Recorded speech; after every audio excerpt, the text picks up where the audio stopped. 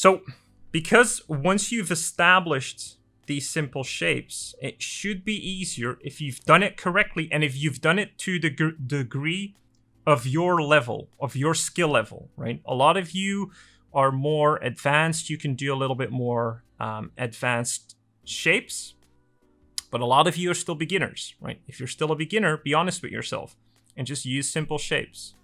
Right? Once you've understood your simple shapes from your reference, then you're going to try and reapply this proportion, these simple forms, that representation of your reference in a different angle. And now a lot of you, you stay very timid, and that's absolutely not what I want to see in these assignments. Don't be timid. Don't just draw this like just a little bit tilted again, because it's not going to help you. One, you're going to fall into the trap of drawing the same shape orientation over and over. And two, you're not really thinking about your spatial awareness, right? So just really switch it up, really change that angle, maybe even change the perspective, the lens perspective itself, go for like a wide angle. I would avoid going for a super long lens because that's just a graphic representation. But just mix it up, right? Try to really expand your spatial awareness. So again, once you have these simple shapes, you can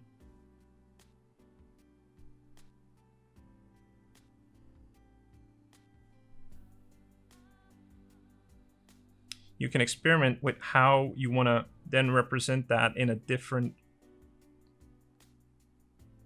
perspective.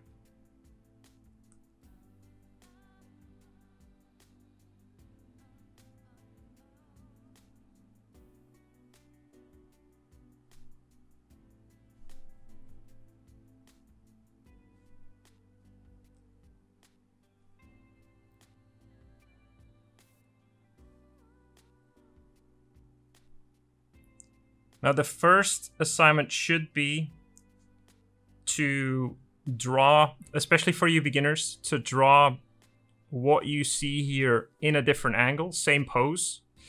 Now, most of you that are a little bit more advanced, you don't necessarily have to make the shapes more complex or the forms more complex. Try to maybe change the pose of your reference already. So start experimenting with posing in different angles, because that will definitely help you with these simple shapes, right? Because that will definitely help you when you're going to do part 3, which is going to be an illustration, right? Because as an illustrator, especially in concept art, especially if you want to quickly iterate new ideas, this is how you do it. This is literally what you think about. You don't think about detailing. You don't think about the scaling or the skin details or whatever, because that's not important. What you're thinking about is, how do I accurately represent a dinosaur in this case, right? And if you're concepting for like a game and you're doing a dinosaur game or dinosaur mounts and they need to be reinvented, you can play with these simple forms first before you move on into the detailing, right? That's literally what you do.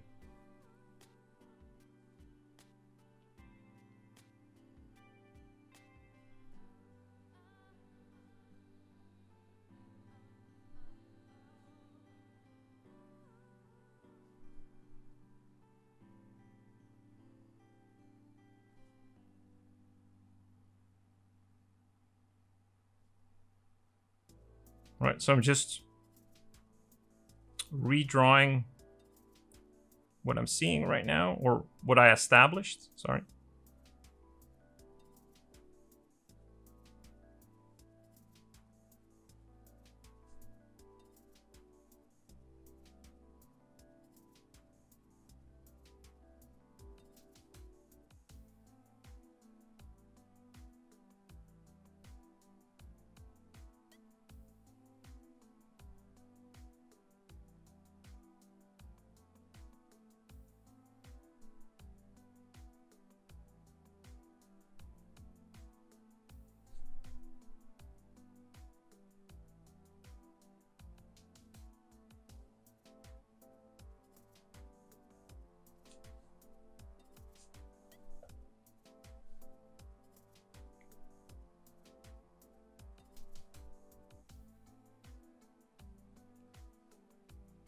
right? And be really mindful of this, guys. Just because you're drawing in a completely different angle, right? This is very new for a lot of you. That's why I want you to stick to those simple shapes, right? Because again, I'm using a top-down angle, so this cylinder, the orientation is going to be completely different. It's going to have a lot of foreshortening because now I'm not looking at this cylinder almost from like a side view. My camera is almost up here somewhere, looking down onto this mannequin. So what I'm primarily seeing is the front of this cylinder, and I'm not going to see a lot of the back, right? And because I'm using simple shape, it's easier for me to figure that out. And it should be easier for you as well, right? Again, because I'm looking straight at this reference, the box that we're seeing here, and because it's not as, you know, wide of a lens, we see a little bit of the top and we see a lot of the front. In this case, top down, it's going to be different, right? We're going to see more of the top, even though it's a small top, right? We're going to see somewhat less of the side plane, right? Then again, we have our horizon line probably somewhere over here. So we're converging that way. So we're not going to be able to see anything from that top leg, right? In the posing that we have right now. So we're instantly almost going to see like a little bit of the knee joint. And then we're going to see that other cylinder for the bottom leg.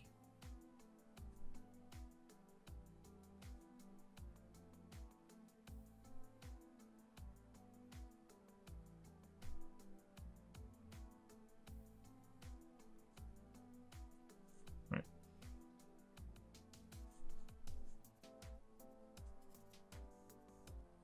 And then same for the simple representation in this case of the arms. And again, don't be afraid to draw through your forms. Nothing wrong with that, right? Keep that in mind. This is just practice.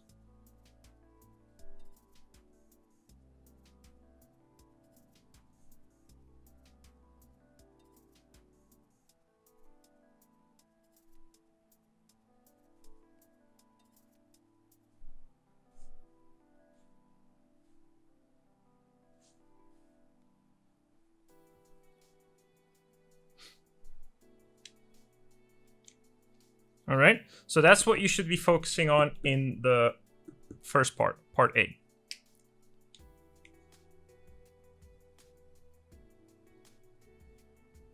Okay, then for part B, you're gonna do the same thing, right? You're gonna analyze your reference, but you're gonna do it with more organic forms. Now that doesn't mean that you cannot use structure. Again, I see a lot of you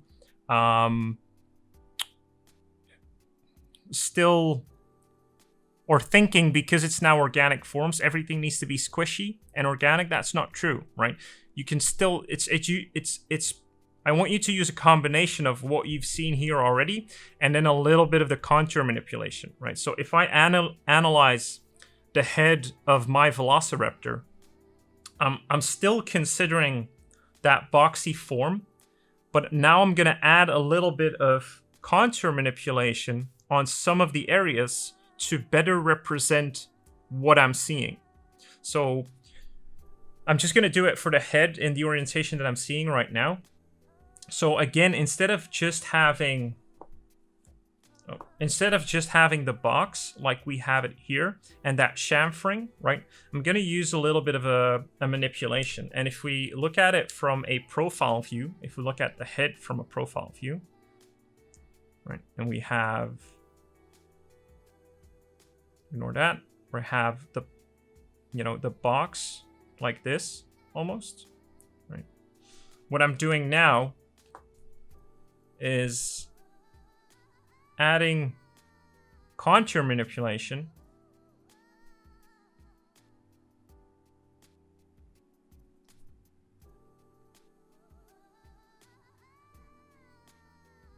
to better represent what I'm seeing. So for me, maybe it's a little bit more elongated, but that's what I'm seeing from like a profile view. And so I'm going to use a couple of shapes with manipulated contours to kind of, get close to what I'm seeing. Again, I don't know anything about anatomy, all right? Or just assume I don't know anything about the anatomy of, I don't know anything about anatomy of dinosaurs, right? I know skull anatomy to some degree, but I'm not using that here. I'm simply analyzing what I'm seeing and how I can use manipulated contours to my advantage. So again, the face might be, or the head, I'm sorry, might be like the snout for me would be like a manipulated contour like this from what I'm seeing.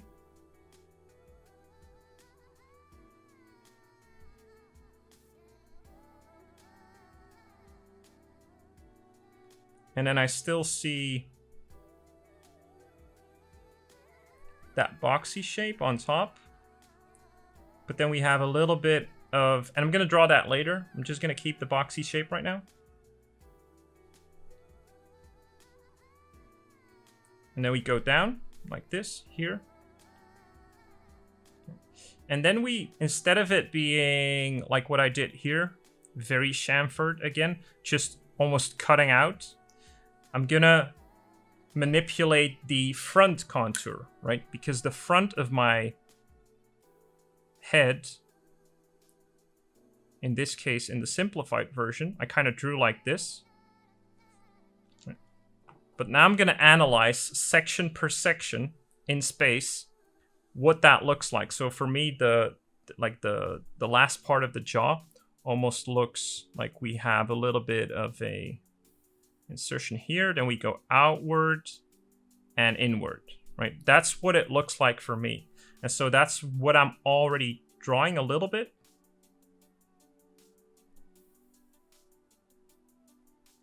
Like this. And then we have another small portion with a manipulated contour.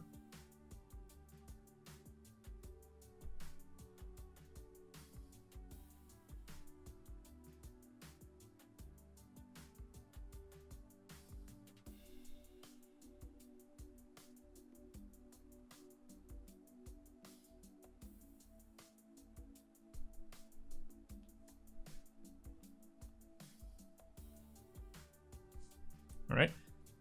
And so on top of this box, we have that almost that brow ridge that, kind of breaks up the silhouette a little bit more. Instead of making that part of my contour, I'm just doing an addition of a shape. So I'm adding a cylinder to this, but I'm going to manipulate that cylinder a little bit. I'm not going to have it straight. I'm going to have it go out like this and then go up, right, a little bit, and then same on the other side, go up like this, right? So that's what I'm gonna add here and here, keeping, space in mind, my perspective in mind, right? Just to indicate that brow ridge. And then what you guys should be thinking about at all times is just all of the contours that exist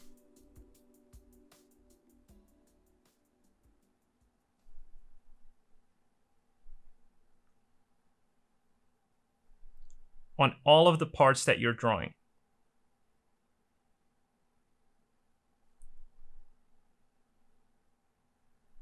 Right.